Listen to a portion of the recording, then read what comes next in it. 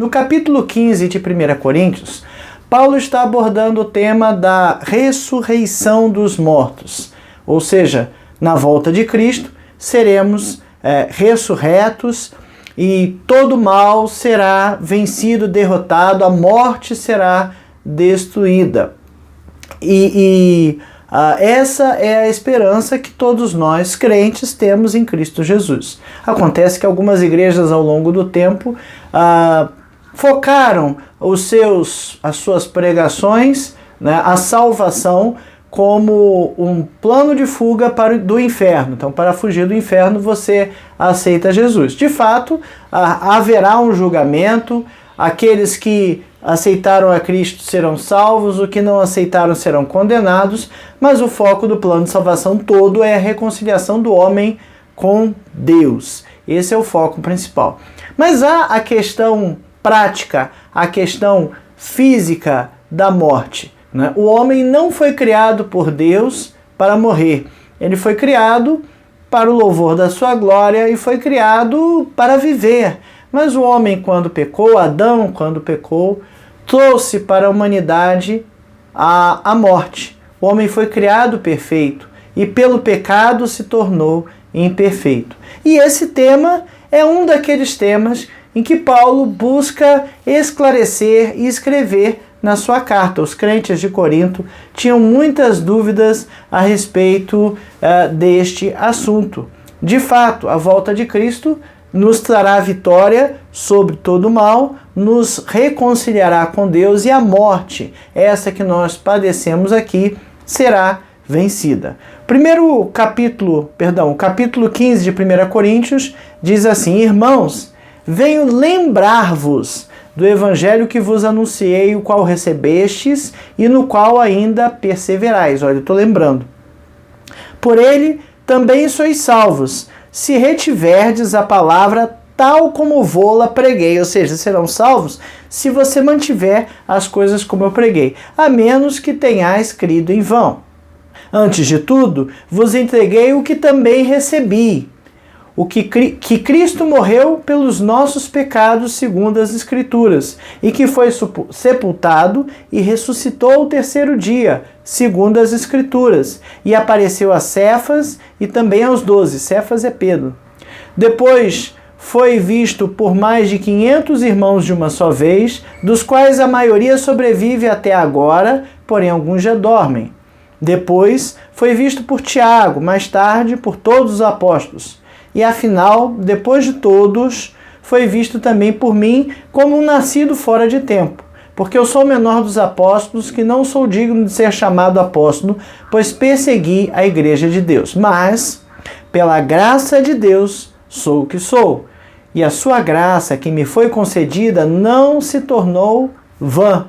Antes, trabalhei muito mais do que todos eles, todavia, não eu, mas a graça de Deus comigo. Portanto, seja eu ou sejam eles, assim pregamos e assim crestes. Não desvirtua o que eu preguei.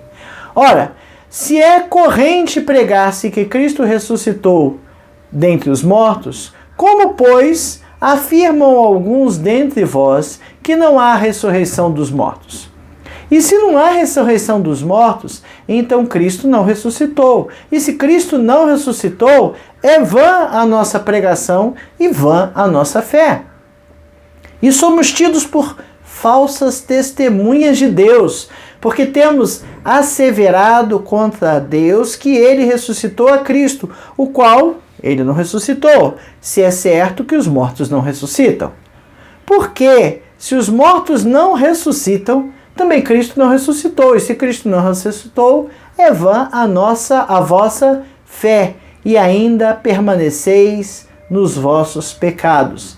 E ainda mais, os que dormiram em Cristo pereceram, morreram.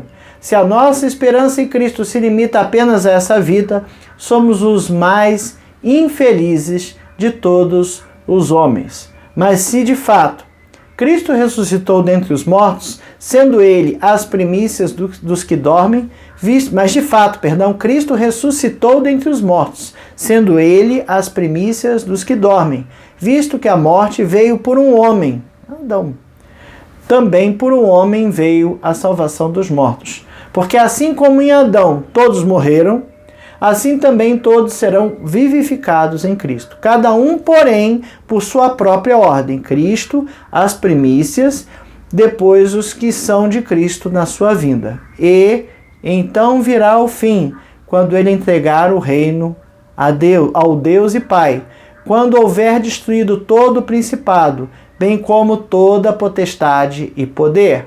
Porque convém que ele reine, até que haja posto todos os inimigos debaixo dos seus pés. O último inimigo a ser destruído é a morte, porque todas as coisas sujeitou debaixo dos pés. E quando diz que todas as coisas lhe são sujeitas, certamente exclui aquele que tudo lhe subordinou.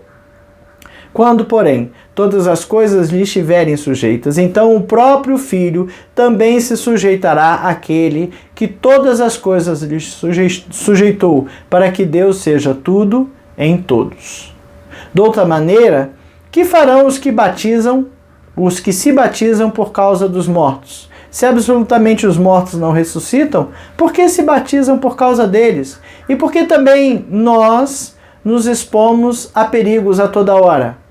Dia após dia morro, e eu o protesto, irmãos, pela glória que tenho em vós outros, em Cristo Jesus nosso Senhor. Se como homem lutei em Éfeso com feras, que me aproveita isso? Se os mortos não ressuscitam, comamos e bebamos, que amanhã morreremos. Não vos enganeis, as más conversações corrompem os bons costumes. Tornai-vos à sobriedade, como é justo, e não pequeis, porque alguns ainda não têm conhecimento de Deus. Isto digo para vergonha vossa. Mas alguém dirá: como ressuscitam os mortos? E em que corpo vêm? Insensato! O que semeias não nasce, se primeiro não morrer. E quando semeais, não semeais o corpo que há de ser, mas o simples grão, como de trigo ou como qualquer outra semente. Mas Deus lhe dá corpo como lhe aprouve dar a cada uma das sementes, o seu corpo apropriado. Nem toda a carne é a mesma, porém, uma é a carne dos homens, outra dos animais, outra das aves, outra dos peixes. Também há corpos celestiais e corpos terrestres.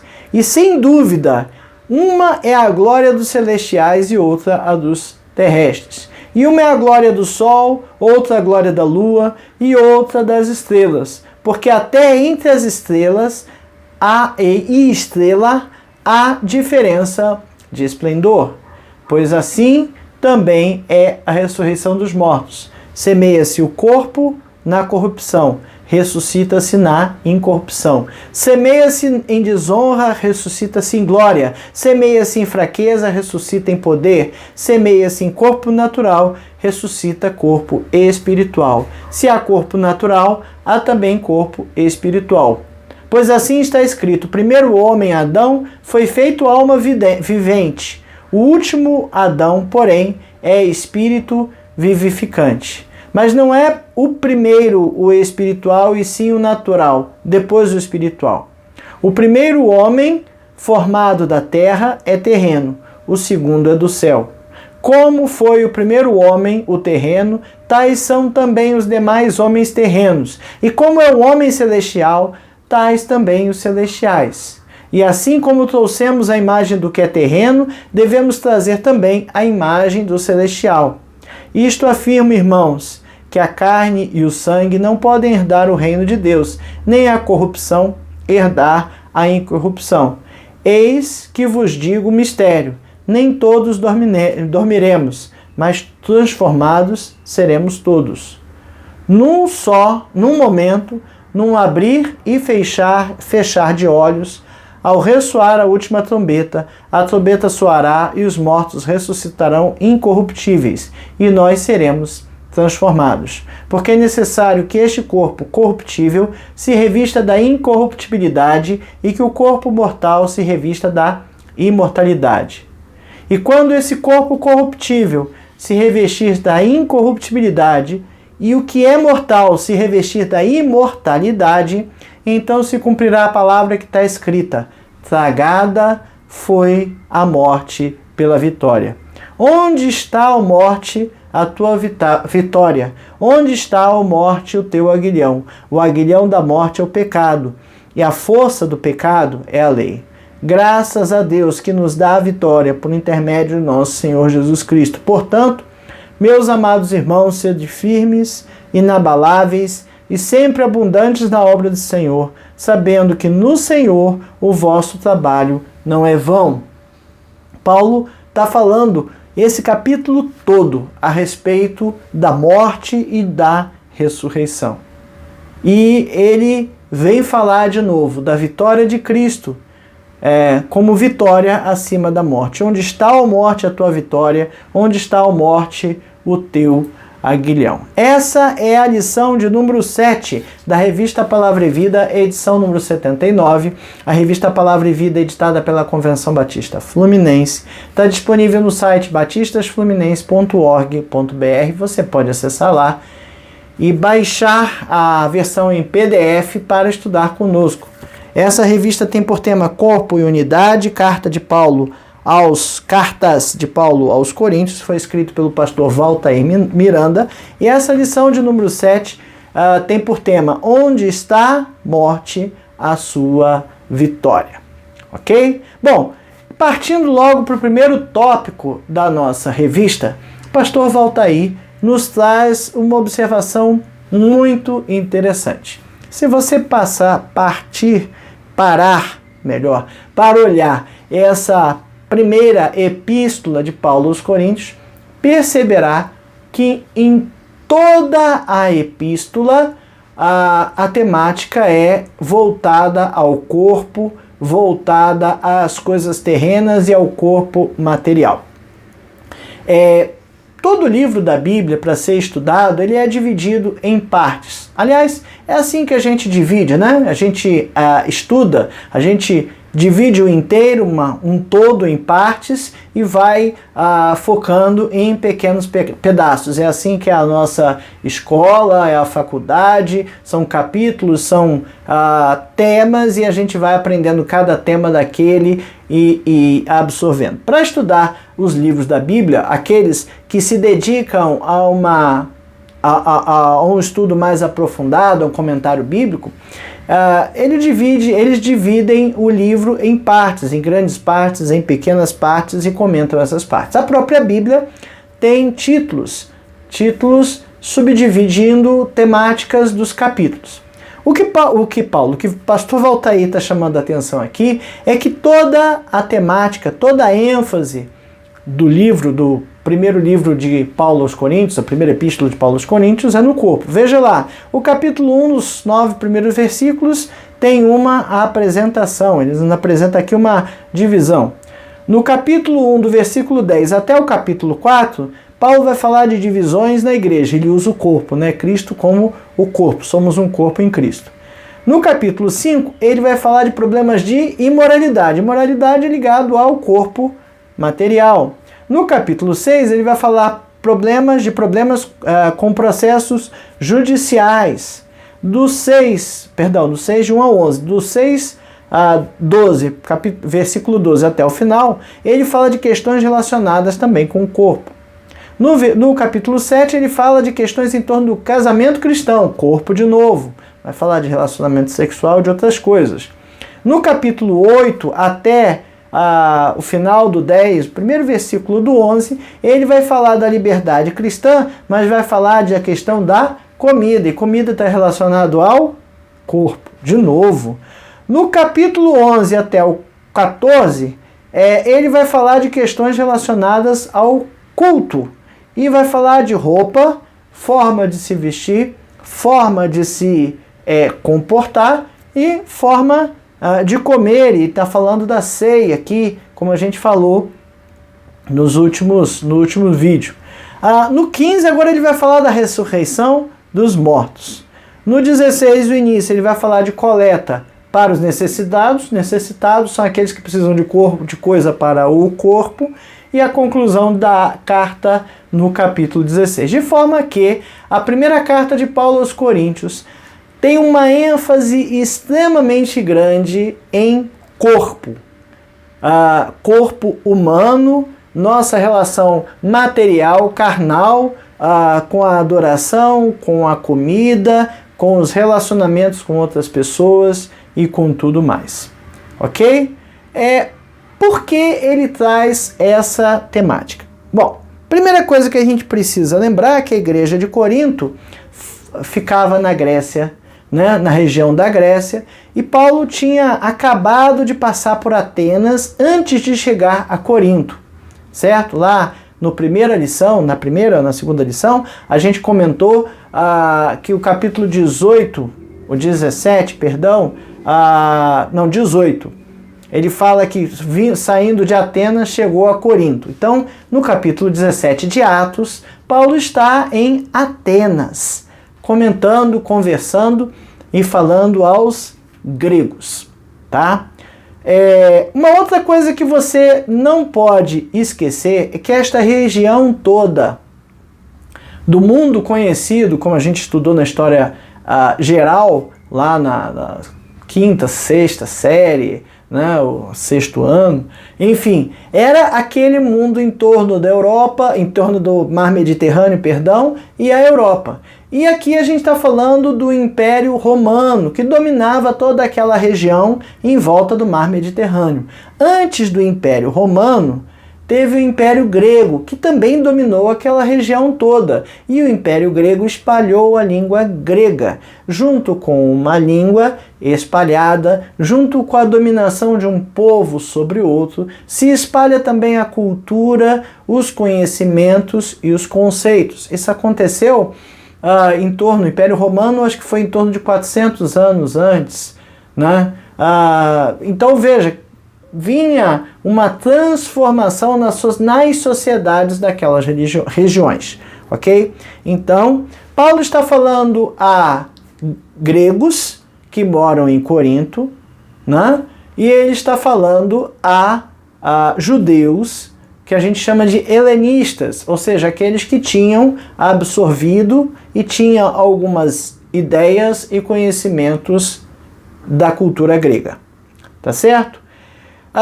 Acontece que Paulo, quando está em Atos 17 falando no Areópago, ele vem falando ao Deus desconhecido e ele chama atenção, e o povo do Areópago ali em Atenas para ouvir o discurso de Paulo, porque ele linka o altar para o Deus desconhecido como o altar para o nosso Deus.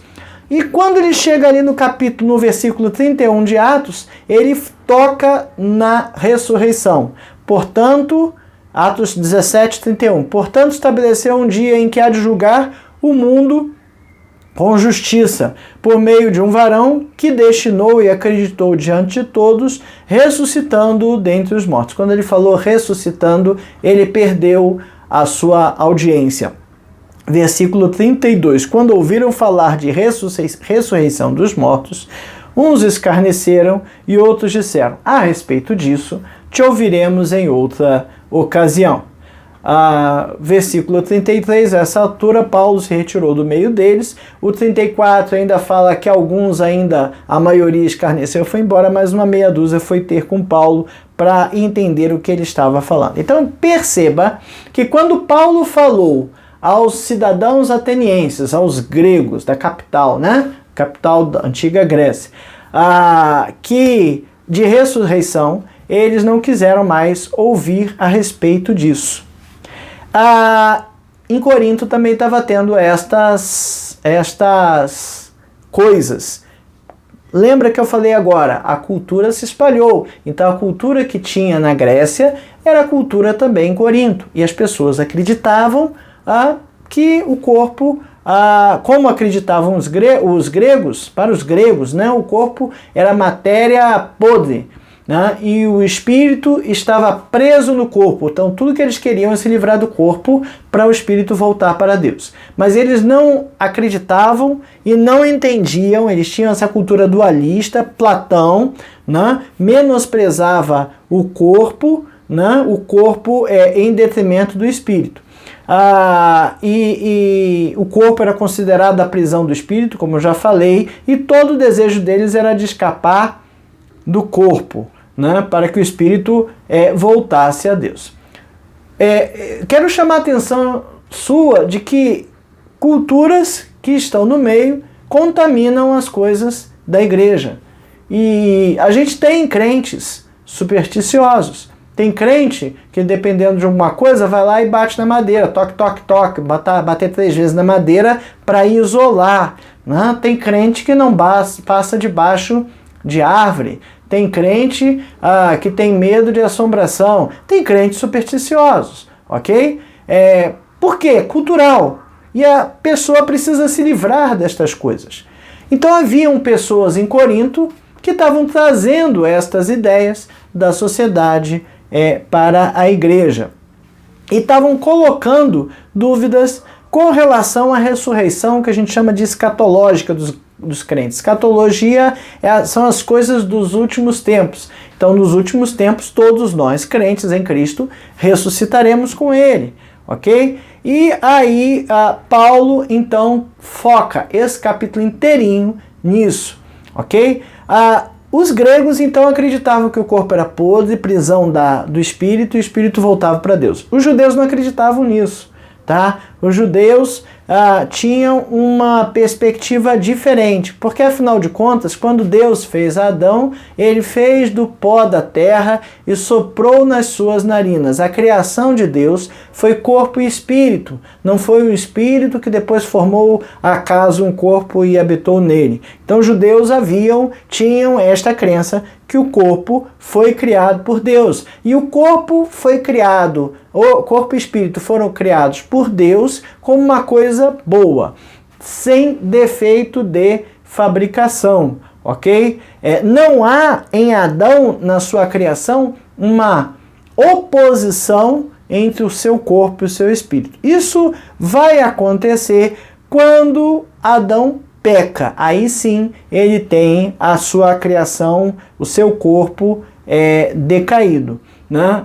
Até mesmo porque Deus fez o primeiro casal, lá, Gênesis 1:31, eis que era muito bom. Deus fez uma coisa perfeita e gostava do perfeito que fez.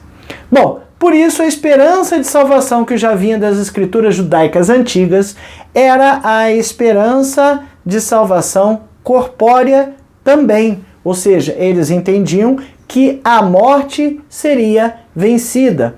Diferente dos gregos, que para os gregos a alma era o foco da salvação, para os judeus o corpo e a alma era o foco da salvação. Para o judeu não fazia sentido falar de salvação da alma sem falar de salvação do corpo. Daniel 12:2, a gente chama aqui de clímax da escatologia, e muitos dos que dormem no pó da terra ressuscitarão. Quem está falando isso é Daniel.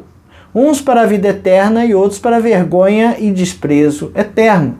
Veja que Daniel está falando isso lá atrás, há muito tempo atrás, ok? Então, percebam isso e tenham isso em mente.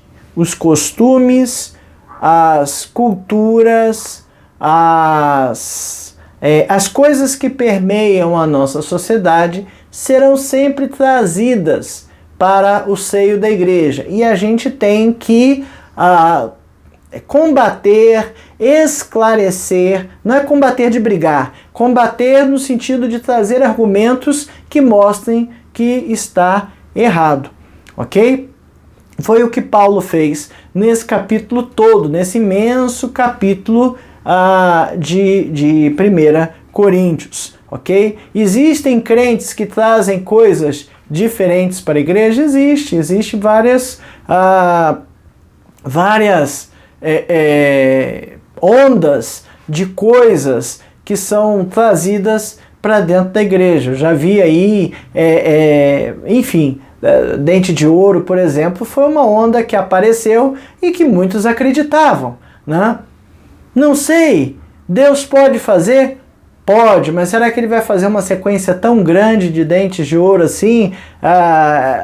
Enfim, é porque também se alguém receber, eu também quero receber. Então a gente tem que ter muito cuidado com estas coisas. E com as superstições, né? Que não pode, o chinelo cair com a sola virada para cima, que não pode andar para trás. Enfim, tem uma série de superstições que para crentes não fazem sentido. Mas a gente vê crentes, muitas vezes recém-convertidos, que trazem isso para a igreja. Bom, então, partindo para o nosso segundo tópico, né?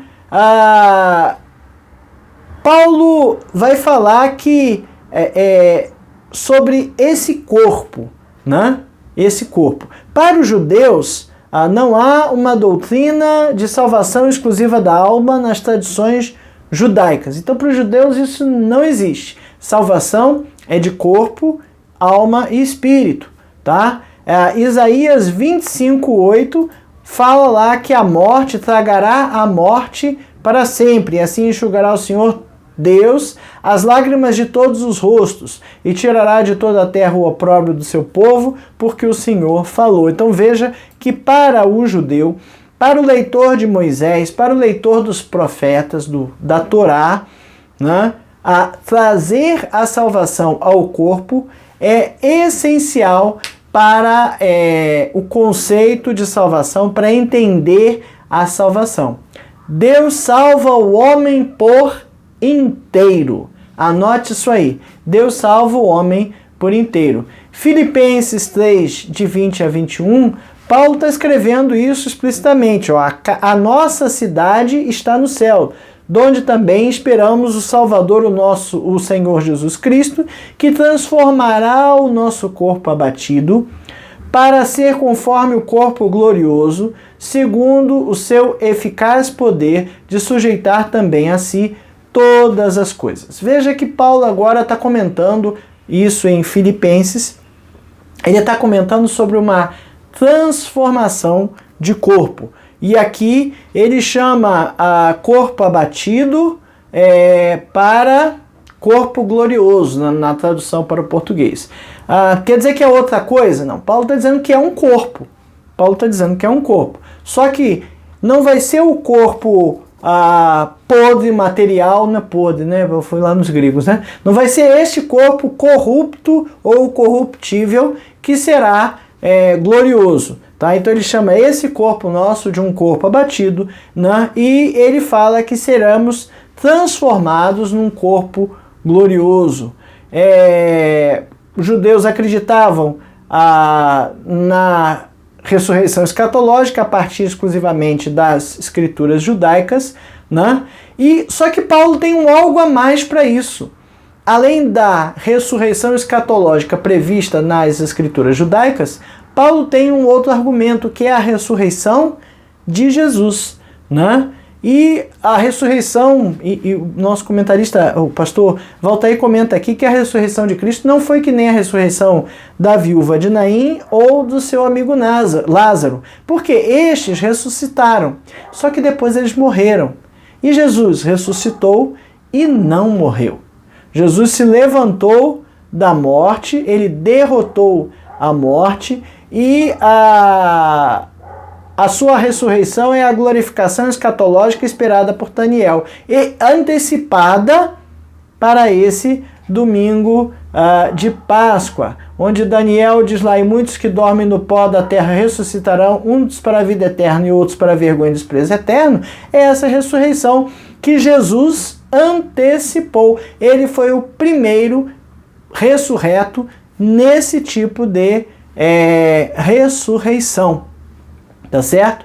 E a partir daí, Jesus aparece aos seus discípulos. E essa aparição de Jesus com esse novo corpo corpóreo, mas um corpo glorificado. Ele se dá como as teofanias, segundo o nosso autor, nos tempos do patriarca, como Deus apareceu na sarça ardente, como Deus apareceu a Moisés, Jesus também apareceu de várias formas, né? Ele aparece quando ele quer, ele some quando quer, porque ele apareceu aos discípulos no caminho de Emaús e sumiu, né? Ah, porque se afastou e não viram, sumiu, não sei. Sumiu, né? Ele apareceu no meio dos discípulos e pediu um peixe para comer, né? Não precisaram abrir a porta para ele. Ele partiu o pão com os discípulos de Emaús, né? Ele assou alguns peixes para Pedro no mar da Galileia. Ele pegou uns peixinhos, assou, né? E deu a Pedro, e ali Pedro, tu me amas, apacenta os meus cordeirinhos por 3 vezes, para perdoar Pedro da negação que ele tinha feito a Jesus. Ele apareceu para Tomé e pediu que Tomé visse a mão dele com as marcas dos cravos, com os pés com as marcas dos cravos, e colocasse a mão do lado dele para ver a sua ferida. E esse corpo é o corpo em que ele flutua nas nuvens e sobe para o Pai. E é o corpo que aparece a Paulo no caminho de Damasco. A ressurreição de Cristo foi inteira. E esse corpo é um corpo glorificado, né? Nosso autor aponta aqui algumas coisas bastante interessantes. Primeira, no corpo glorificado, Jesus preservou a sua identidade. E preservou a sua identidade de crucificado. Até mesmo porque as pessoas queriam ver as marcas, Tomé queria ver a marca para acreditar, ele precisava que fosse assim. Mas ele podia mudar, tirar, enfim. Olha só, quando a gente chega lá a gente pergunta. Mas o que a gente precisa entender é que a ressurreição será corpórea. A gente vai receber um corpo glorificado. Continuidade. Jesus se levantou sem um corpo físico. Jesus se levantou sem um corpo físico que poderia atuar sobre a matéria, né? Jesus, ele se levantou tá errado aqui. Se levantou em um corpo físico. Então a ressurreição era corpórea. Descontinuidade, né? Era uma forma corporal, mas não já o mesmo corpo, já era transformado com novos poderes e novas habilidades. Então veja que Paulo vai argumentar que o corpo de Jesus era corpóreo, matéria, mas com um formato, com uma forma diferente, que é o corpo glorificado. E aí, nos versículos 14 a 18 do texto que lemos, Paulo está falando ali ao pessoal de Corinto: e se Cristo não ressuscitou, é vã a nossa pregação e vã a nossa fé. E somos tidos por falsas testemunhas de Deus, mentirosos. Falso testemunho é mentira, porque temos asseverado contra Deus que ele ressuscitou a Cristo. Se eu estou dizendo que ele ressuscitou a Cristo e ele não ressuscitou, eu estou mentindo. Se é certo que mortos não ressuscitam. Porque se os mortos não ressuscitam, também Cristo não ressuscitou. E se Cristo não ressuscitou, é vã a vossa fé. Você está acreditando em quê, se Jesus não ressuscitou de forma corpórea? Nós estamos falando de uma vida eterna. Se Jesus é capaz de nos dar uma vida eterna, você acha que há alguma dificuldade dele ressuscitar em corpo, no corpo corruptível ou no corpo glorificado? E ele está aqui, se Cristo não ressuscitou, é vã a vossa fé e ainda permaneceis em vossos pecados. E ainda mais, os que dormiram em Cristo morreram, pereceram. Paulo está chamando a atenção de uma lógica muito importante aqui. Se Cristo não ressuscitou, no que nós acreditamos? Se Cristo não ressuscitou, por que nós pregamos esse evangelho? Uma certa vez eu cheguei para um amigo que era espírita, que dizia que acreditava em Cristo. Eu falei, olha, eu não entendi muito bem. Você diz que acredita em Cristo, mas vocês acreditam em reencarnação. E se Cristo ressuscitou e nós vamos morrer e seremos ressuscitados, não faz sentido falar de reencarnação. Aí ele, não, peraí, a gente acredita que Cristo existiu, né?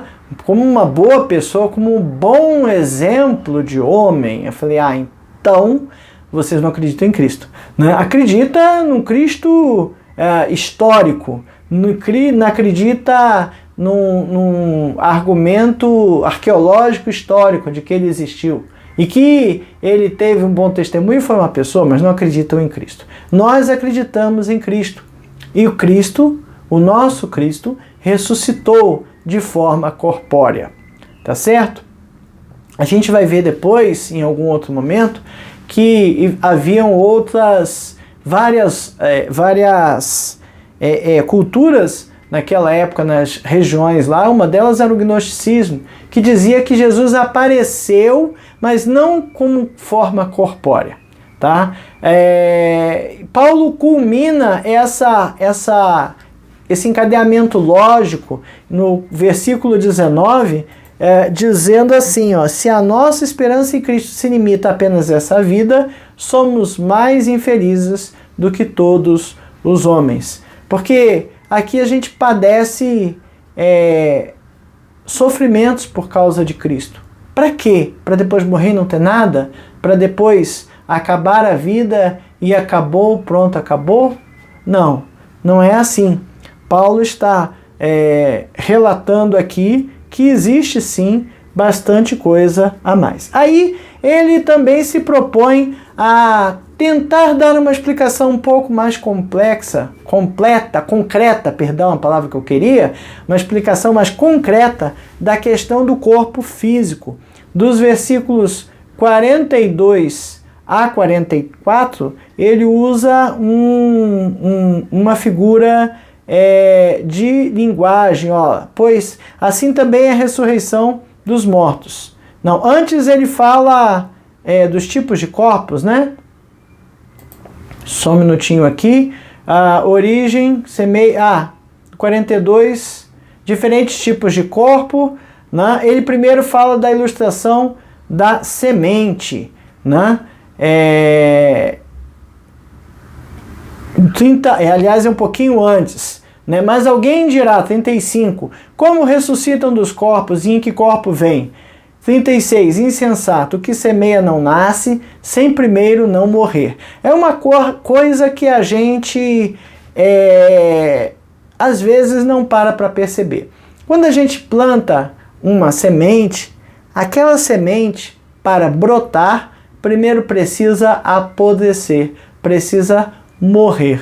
Então a semente plantada morre. E a partir disso ela germina, e germinando nasce a planta. É essa figura, é essa imagem que Paulo vai usar aqui, ó. E quando semeias, 36, insensato, que semeias não nasce se primeiro não morrer.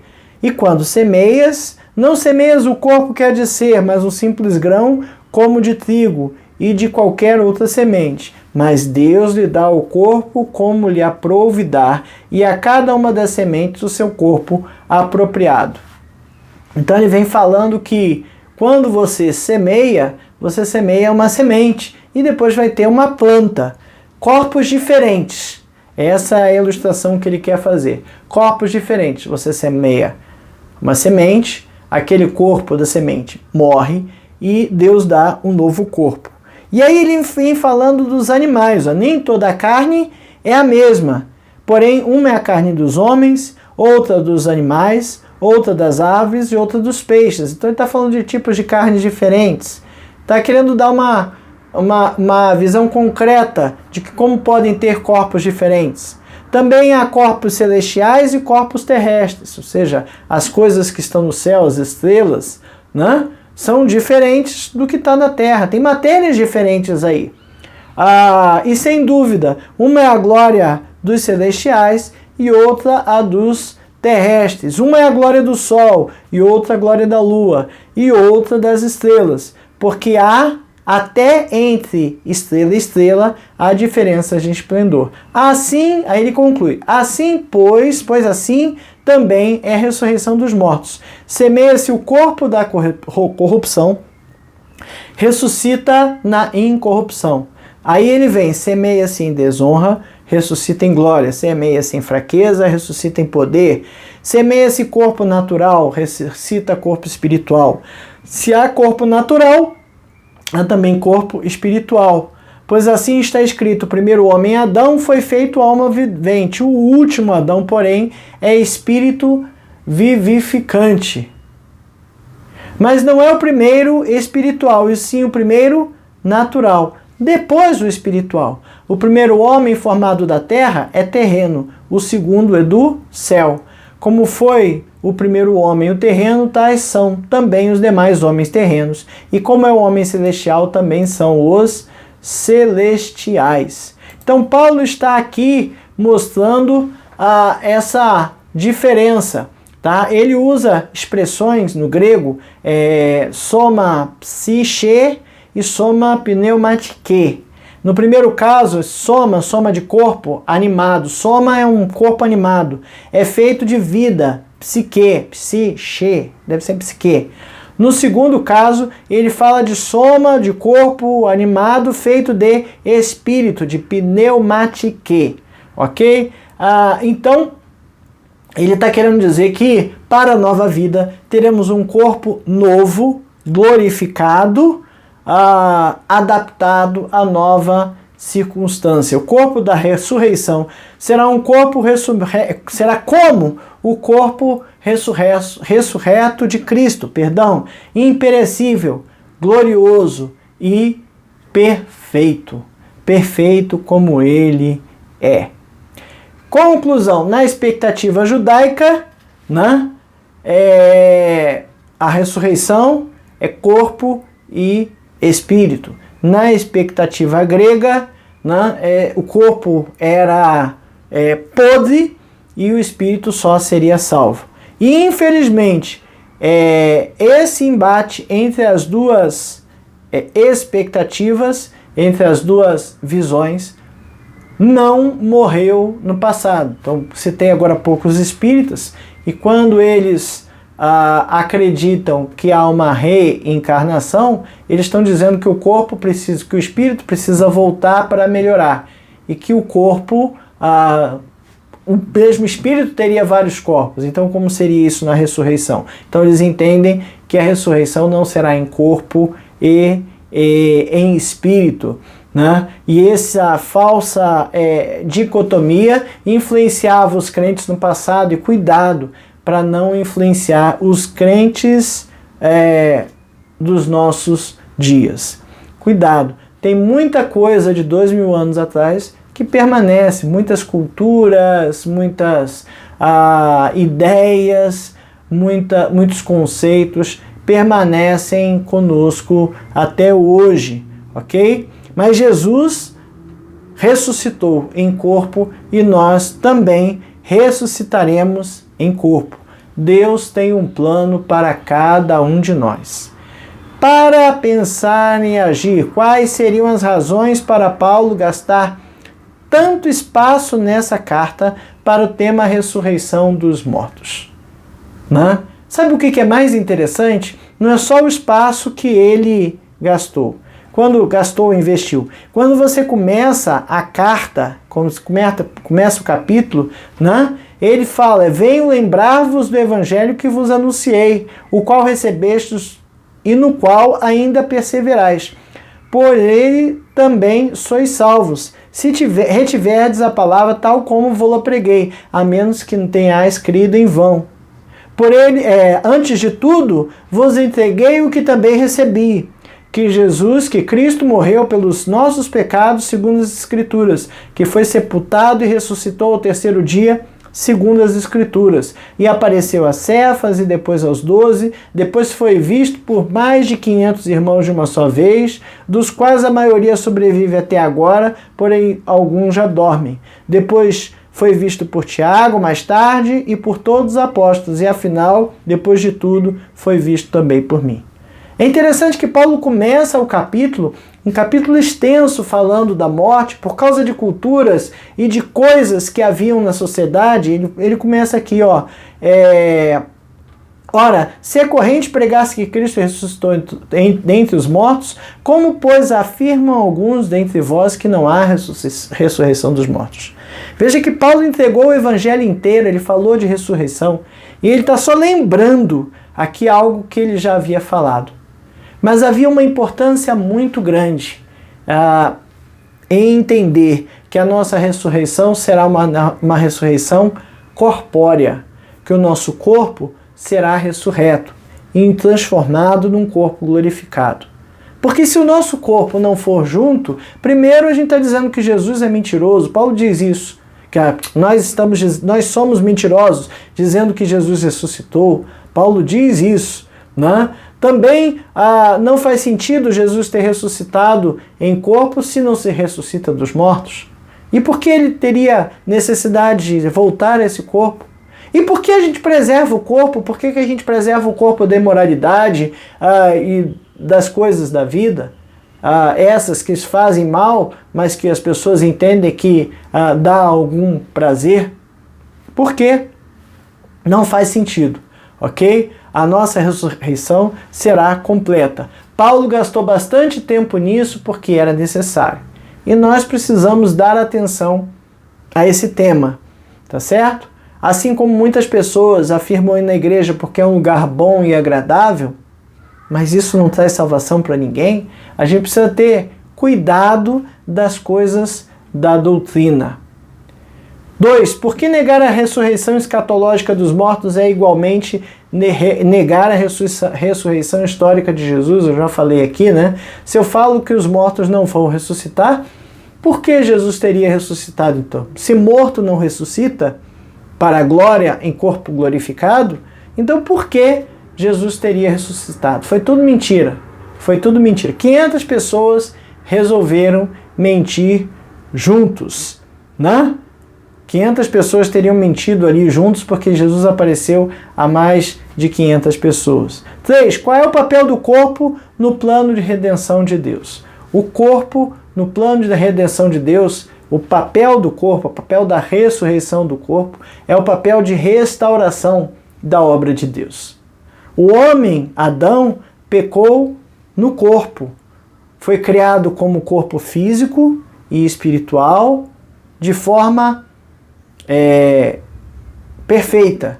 Foi colocado no jardim do Éden para viver louvando a Deus de forma perfeita.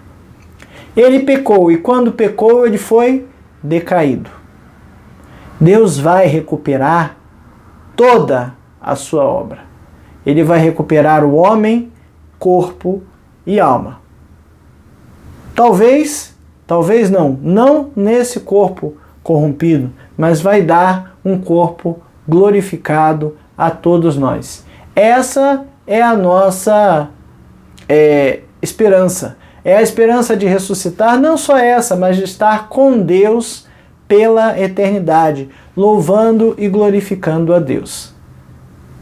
Pense nisso. Que tempo a gente tem destinado a louvar e glorificar a Deus? Você acredita nessa ressurreição? Na ressurreição do corpo físico, do corpo, na ressurreição corporal, vamos dizer assim? Ou não? Se não, não faz sentido o que a gente prega. Não faz sentido Jesus ter morrido numa cruz. Se ele não ressuscitou, não faz sentido ele ter morrido numa cruz. O meu Cristo não está pregado na cruz. Ele não foi sepultado e, como dizem alguns, teve o seu corpo roubado. Ele ressuscitou, porque ele venceu a morte e ele nos dará vida eterna com Deus. Que Deus nos ajude a entender essas coisas, porque às vezes elas parecem muito difíceis, mas Deus precisa e quer que nós a entendamos muito bem. Amém?